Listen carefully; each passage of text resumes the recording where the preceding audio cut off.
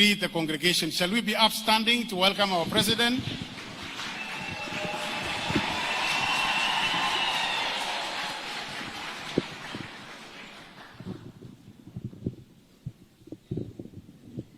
Asante sana. Tafadhali tunaweza keti chini.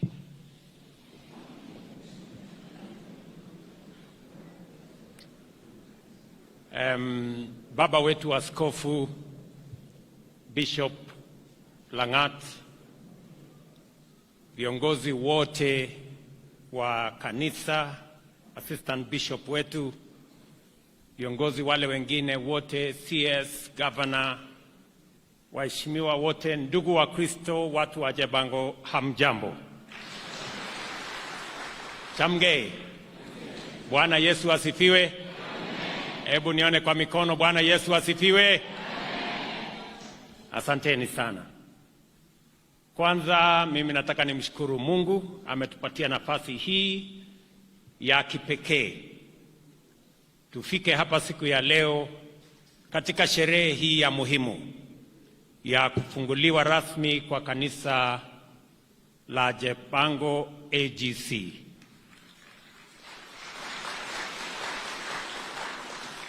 Kwa waumini na viongozi wa kanisa hii, tumefika hapa kulete pongezi zetu na shukrani kwa Mungu. Pongezi nyingi, mmejenga kanisa nzuri, na nataka niwashukuru wale wote walioshiriki katika kujenga kanisa hii. Pongezi na Mungu awabariki sana. Vile askofu amesema, tumekuja hapa kama Wakristo na tumekubaliana ya kwamba kanisa, mahali patakatifu, madhabahu, tutayaheshimu, na mambo yale mengine mengi ya uongozi wa kisiasa tutafanya nje ya kanisa.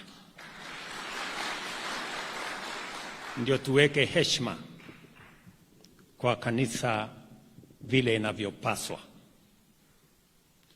Nataka nishukuru kanisa, nataka nishukuru Wakristo, viongozi wa dini katika taifa letu la Kenya wote kwa kuombea taifa letu la Kenya na kutuombea sisi tulio na nafasi ya uongozi katika taifa letu.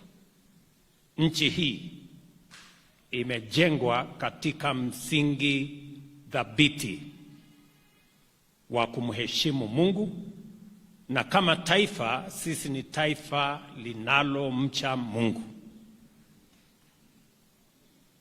Hiyo foundation, the foundation we have as a nation of a country that is founded on God, foundation of a God-fearing nation. And in our constitution, we aver to God of all creation because we are founded as a God-fearing nation. And therefore, I want to thank our church leaders, our religious community in Kenya, for praying for this great nation. And that is why Kenya is indeed a great nation. I want to urge all of us as a people to continue to pray for our nation, to pray for the unity of our nation, to pray for the progress, stability of our great nation, and to pray that Kenya shall continue to make strides in being a greater nation as we journey towards the future. Nataka niwashukuru sana kwa kunikaribisha niungane na nyinyi katika sherehe hii na marafiki hawa wote. Mmefanya sehemu kubwa, na sisi tumekuja kubariki hiyo kazi yote na kuwashukuru na kuwapongeza.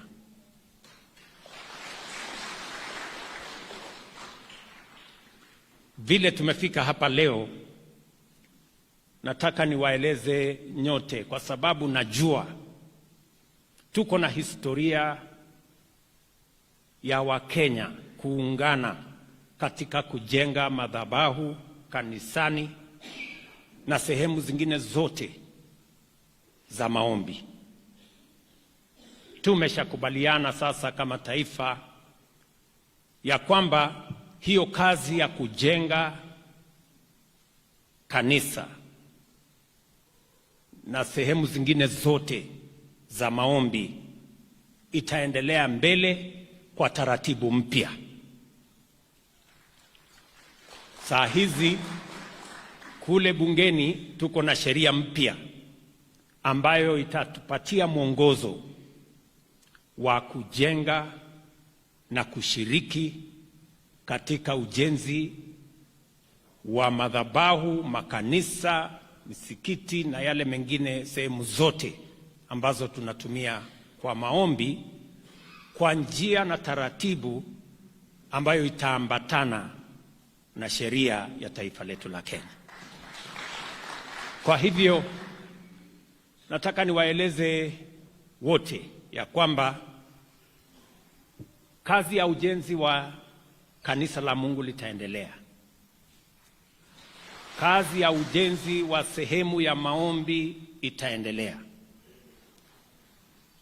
na wananchi wote watashirikishwa, watajumuishwa katika kazi hiyo. Ile itabadilika tu ni taratibu ya vile itakavyofanyika, na tumesema wale ambao ni viongozi wa serikali na wale ambao wanafanya kazi katika sehemu mbalimbali, kutakuwa na mpango mbadala. Hawatashiriki moja kwa moja katika maharambe na zile vitu zingine, kwa sababu ilifika kiwango ilikuwa inatumika njia ambayo haikuwa nzuri. So I just want to assure the religious community in Kenya that we shall continue to build places of worship. We shall continue to support the construction of places of worship in Kenya. But we will do it in a different way, and that is why we have legislation that is going to guide and that is going to make it transparent and accountable for us to participate in making sure that this nation continues to be a God-fearing nation, and we participate in making sure that we support the Word of God in every way, including in places of worship. So nasema asante sana kwa kazi hiyo ambayo tutafanya tukiwa pamoja. Sheria itakapotengenezwa, wote watajumuika, iko public participation, watu watakuja kutoa maoni, ndio tujue sote kama Wakenya vile tutafanya kazi hiyo kwa taratibu, kwa njia inayomheshimu Mungu na kwa njia ambayo inapatia utukufu neno la Mungu, sio watu binafsi. That is how we're going to do it going forward. Nataka vile vile niwashukuru kwa kuombea taifa letu na kwa kuniombea mimi kama rais wa nchi. Nataka niwahakikishie ya kwamba kazi mlionipa ya kuongoza na kuendesha serikali ya Kenya nitafanya kwa bidii na kujitolea. Kazi hiyo inaendelea kwa kasi. Mambo ya masomo ya watoto wetu inaendelea. Walimu wapya tumewaajiri.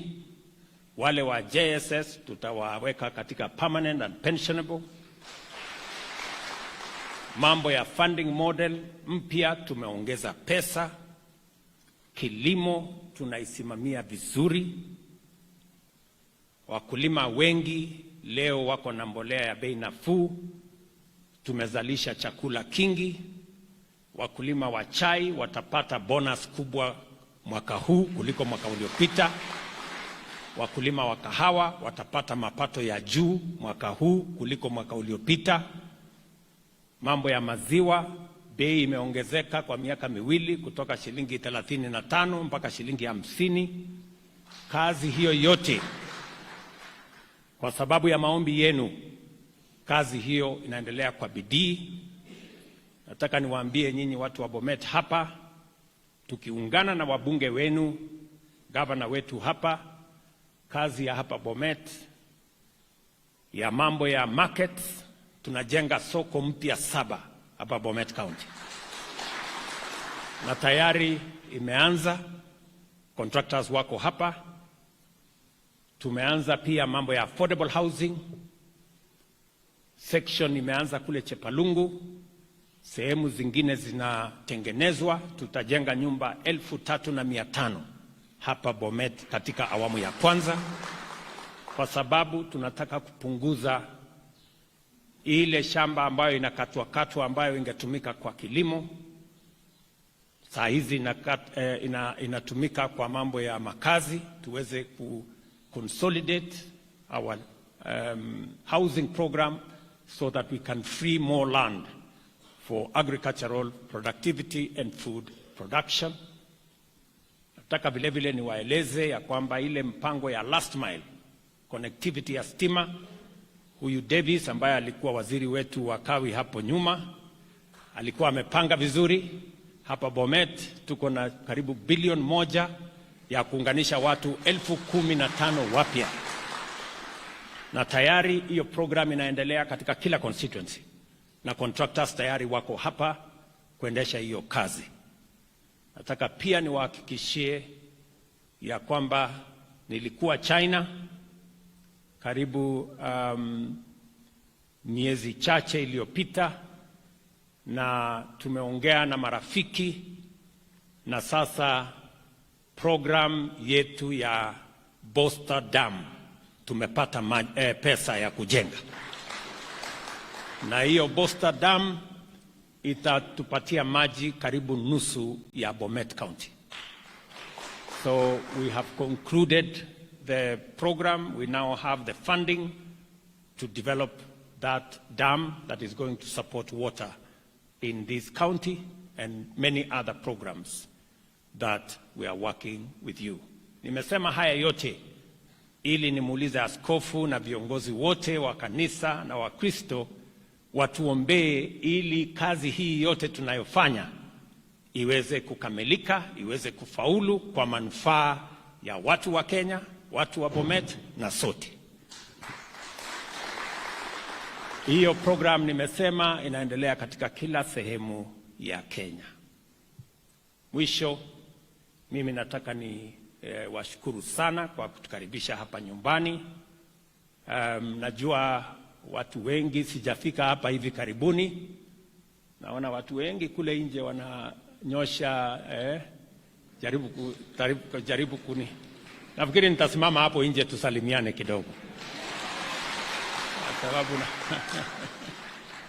naona watu wengi wanajaribu kutazama kwa mbali. Lakini mimi nataka ni waombe sisi wote kama wananchi wa Kenya, tusikubali, kwa sababu nchi yetu ni nchi ya demokrasia na ni nchi ya amani na ni nchi ya heshima.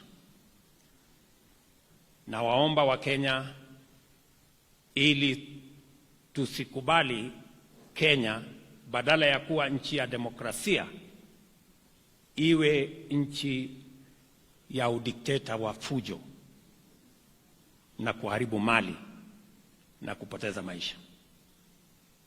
We must never as a country agree to replace our democracy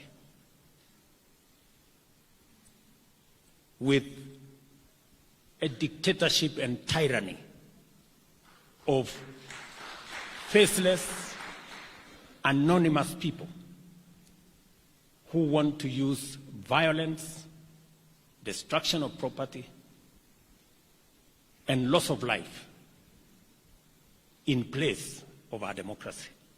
we must guard the peace and stability of our nation and the democracy of our country so that it is not undermined and it is not sabotaged by anonymous, faceless, formless, sponsored people who want to use violence and anarchy and mayhem to control our nation.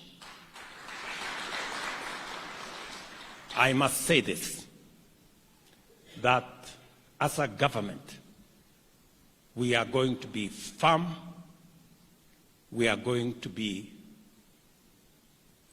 determined to protect this country from the tyranny of violence, mayhem, and anarchy. We are going to protect life and property.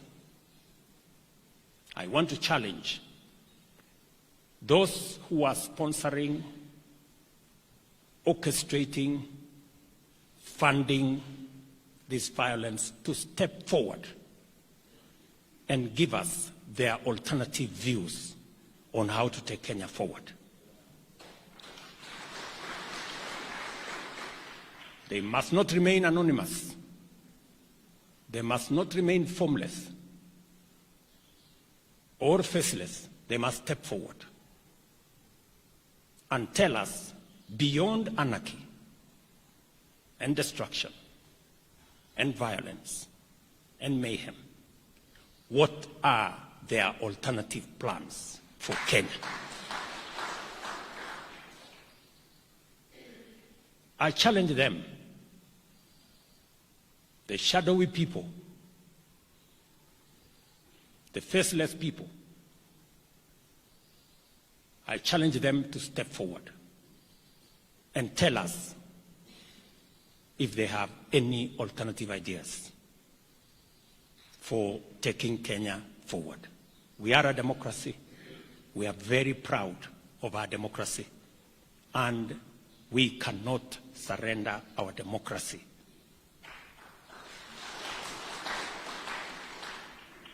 to faceless, formless, anonymous anarchists who want to use violence,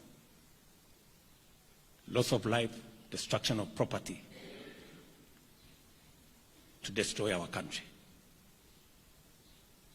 I also want to request the media to report responsibly.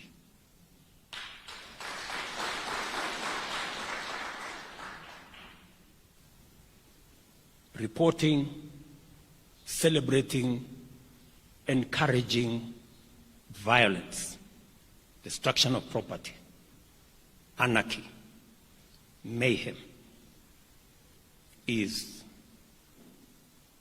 irresponsible. And if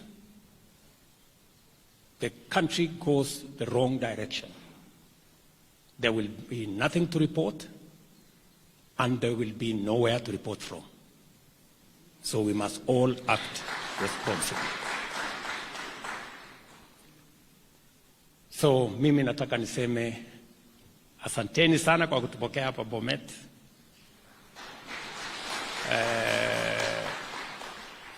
Kazi ile iko mbele yetu, tutahakikisha kwamba tumeisukuma vizuri, na nashukuru wabunge wenu wote, ni watu wako na ushirika mkubwa na mimi.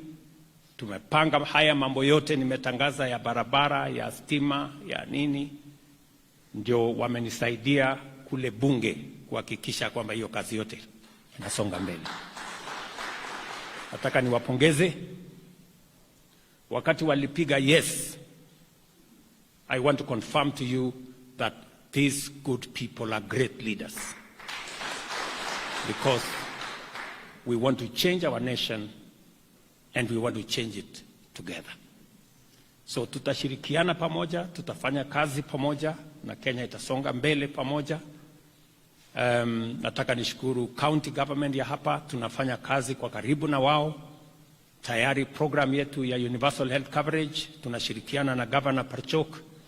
Kuna community health promoters ambao wamekuwa identified na serikali ya county, karibu 1,900 plus a few. Tayari wameanzisha hiyo kazi kule chini. Saa hizi tunaendelea kusajili watu wote wa Kenya katika program ya Universal Health Coverage, hasa katika program ya SHIF, ndio tuweze kuhakikisha ya kwamba kila Mkenya anaenda hospitali, anatibiwa na anaenda nyumbani bila ya kulipishwa pesa tukisonga mbele. Nataka niwaeleze ya kwamba program ya Linda Mama tumeipanga vizuri katika Social Health Insurance Fund, na tumeongeza maradufu ile malipo mama akienda. We have enhanced that program. Tumeongeza ile faida itapatikana kwa kina mama. Mahali kina mama walikuwa wanapata shilingi 4,000, sasa tumefikisha 10,000, kuhakikisha ya kwamba mama anafaidika wakati wanaenda kupata watoto, na kazi ile ingine yote tumeshaipangia vizuri na mtaelezwa wakati tunasonga mbele. Kwa hivyo, kwa Wakenya wote nataka niwasihi na niwaombe tushirikiane, tuweke umoja, tujenge taifa. Taifa la Kenya litajengwa na sisi wote tukiungana. Na nawashukuru wote ambao wamekubali tushirikiane tuweze kwenda mbele pamoja, na Mungu atajalia na nchi ya Kenya itakuwa ni nchi bora ambayo sisi wote tutajivunia kuwa wananchi wa taifa hii. Kwa watu wa Bomet tena, asante sana kwa kunipatia marafiki na viongozi ambao tunafanya kazi na wao.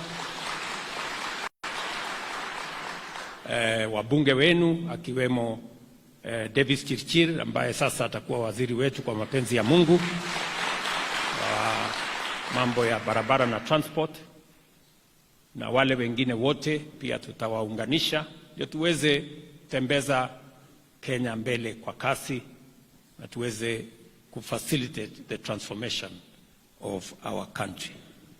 Kwa hivyo Wakristo muzidi na kutuombea, na watakia baraka ya Mungu, na mimi pia nawaombea katika majukumu zenu nyumbani. Mtusaidie kulea watoto wetu ili tuwe na taifa ambayo iko na leo, kesho na siku za usoni. Asanteni sana, Mungu awabariki. God bless you.